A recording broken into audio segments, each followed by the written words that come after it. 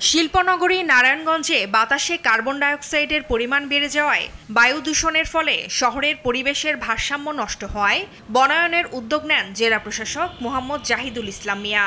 সে লক্ষ্যে নারায়ণগঞ্জ হবে সবুজে ঘেরা, প্রাচ্যের ড্যান্ডি হবে বিশ্বসেরা এই স্লোগান নিয়ে গ্রিন অ্যান্ড ক্লিন নারায়ণগঞ্জ কর্মসূচির আওতায় 1 লাখ গাছ রোপণ কর্মসূচি শুরু করে জেলা প্রশাসন।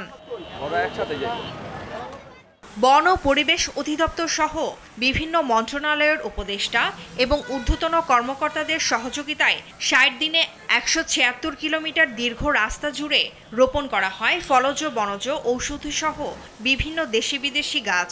এছাড়া থানা, হাসপাতাল, সরকারি প্রতিষ্ঠান, শিক্ষা প্রতিষ্ঠান সহ বিভিন্ন স্থানে করা হয়েছে গাছ রোপণ। এই কর্মসূচির পাশাপাশি জলাবদ্ধতা নিরসনে, খাল পরিষ্কার এবং যানজট নিরসনে নতুন করে পদক্ষেপ নেওয়া হবে বলেও জানান জেলা প্রশাসক। এই শহরটাকে যদি আমরা আগামী প্রজন্মের জন্য যদি ধরে রাখতে চাই, বসবাস উপযোগী করতে চাই, তাহলে সবুজায়নের বিকল্প নাই। এবং এই শহরের যে সমস্যাগুলো ছিল, যানজট একটি সমস্যা এবং অপরিচ্ছন্নতা একটি বড় সমস্যা, সুতরাং এইগুলোকে কেন্দ্র করেই আমি নাম দিলাম যে গ্রিন অ্যান্ড ক্লিন নারায়ণগঞ্জ। রোপণকৃত গাছ রক্ষায় যথাযথ পরিচর্যা ও রক্ষণাবেক্ষণের দাবি জানান নাগরিক সমাজের প্রতিনিধিরা।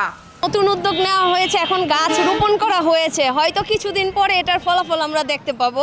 প্রাকৃতিক পরিবেশকে প্রাকৃতিক রাখা হয় এবং সেই ক্ষেত্রে গাছের ভূমিকা সবচাইতে বেশি, এবং বাংলাদেশে দেরিতে হলেও এই ধারণাটা শুরু হয়েছে মানুষের ভিতরে যে সুন্দর একটা শহর, ক্লিন অ্যান্ড ক্লিয়ার একটা নারায়ণগঞ্জ সিটি হবে। পাড়া মহল্লার বৃক্ষরোপণে এগিয়ে এসেছেন রাজনৈতিক দলের নেতারাও। এ উদ্যোগের মাধ্যমে দূষণমুক্ত হয়ে সবুজে ঘেরা নগর হয়ে উঠবে নারায়ণগঞ্জ, এমন প্রত্যাশা সবার। ফারজানা আফরোজ টুম্পা, নিউজ ডেস্ক, দেশ টিভি।